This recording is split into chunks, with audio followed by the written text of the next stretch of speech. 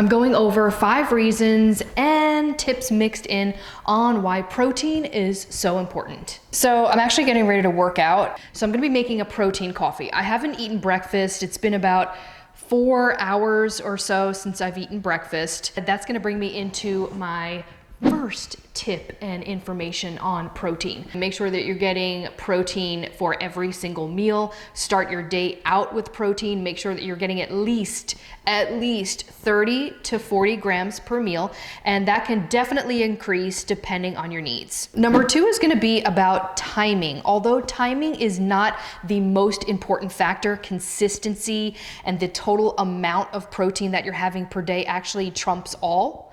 But if you're like me, let's say you're getting ready to work out in the afternoon, my breakfast was definitely over 4 hours ago. So if you're in a hypocaloric situation, which is basically calorie deficit, you're basically burning more calories than you're taking in, then you wanna be really careful not to lose any of that lean muscle mass that you've worked so hard to get. So in order to counteract that, in order to make sure that you're not losing muscle mass at the same time, is you wanna make sure that you are getting protein. You wanna have it about 90 minutes at least before you work out. There's actually also been some studies that shows that intra-workout protein, which is basically taking protein during your workout, will actually help with prevention of losing lean body mass as well. So make sure if you haven't eaten between a 4 to 6 hour time frame, make sure that you're getting your protein before you work out. Make sure that you're aiming for around 1.6 grams per kilogram, not pounds, per kilogram of body weight.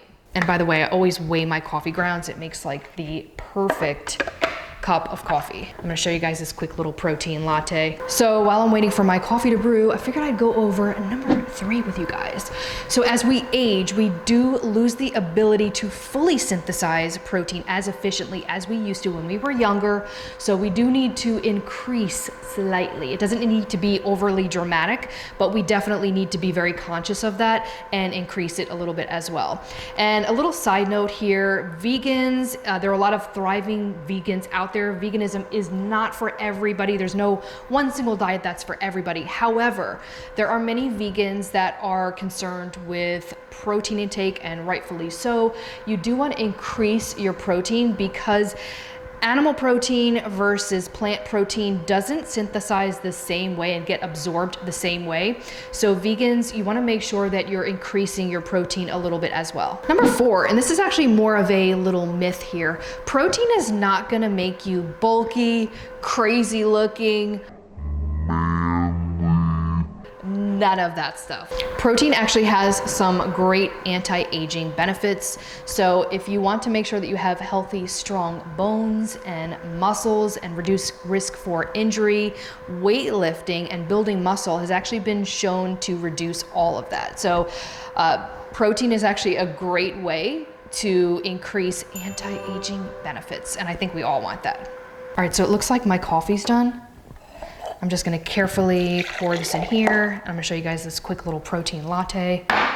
It's gonna be about 24 grams, 25 grams of protein. I like to use whey protein. It actually goes through the body pretty quickly compared to other forms of protein. So what I'm gonna do is I'm gonna put 2 scoops, which is gonna equal 1 serving. Pop this on here. I'm gonna let it mix up real quick first, and then I'm gonna lightly tap this in here. I'm gonna add a little bit of monk fruit too. I like it a little bit sweet. All right, a little bit of monk fruit. I don't use any other sweeteners. And that is because they can be damaging to the gut. Monk fruit has actually been shown to be beneficial to gut bacteria. I'm just gonna wait for this to kind of finish. I can't wait to show you guys how creamy and amazing this is going to be. My last little tip or information that I wanted to give you guys on protein was to pick a good quality protein source. So try really hard and just do whole food sources. It gets really complicated when you start to get like a lot of processed stuff. The processed stuff doesn't go through our system the same way. So you wanna make sure things like, I'll give you a couple examples. So chicken breast, And I'll talk about some vegan options too. So chicken breast, turkey breast, Greek yogurt, whole eggs, egg whites, cottage cheese, whey protein. For vegans, pea protein powder. You could also use legumes. Legumes are good, but they also have a little carbs in them as well. Oh, it's done. Let me grab a cup. So I'm pretty sure like this is not all gonna fit in here, but look at this. This is like amazing. So this is like 25 grams of protein right here. Yeah, it's definitely not gonna fit. That's okay. So make sure that your protein sources are unprocessed, super important. A Chick-fil-A sandwich, by the way, sorry for people out there that love Chick-fil-A. Chick-fil-A is very processed. If you look at the ingredients, their chicken is actually not 100% chicken. It's actually mixed with stuff. So if you're looking at going out to eat, just be very careful with the type of choices that you make. Make protein your main, pretty much like your main concern, if you will. And of course, you definitely want to have lots of veggies in the diet. I went over this in a couple other videos, but we're talking about protein today. I will do another video on probably carbs next. So I'm gonna go work out and I'll see you guys later.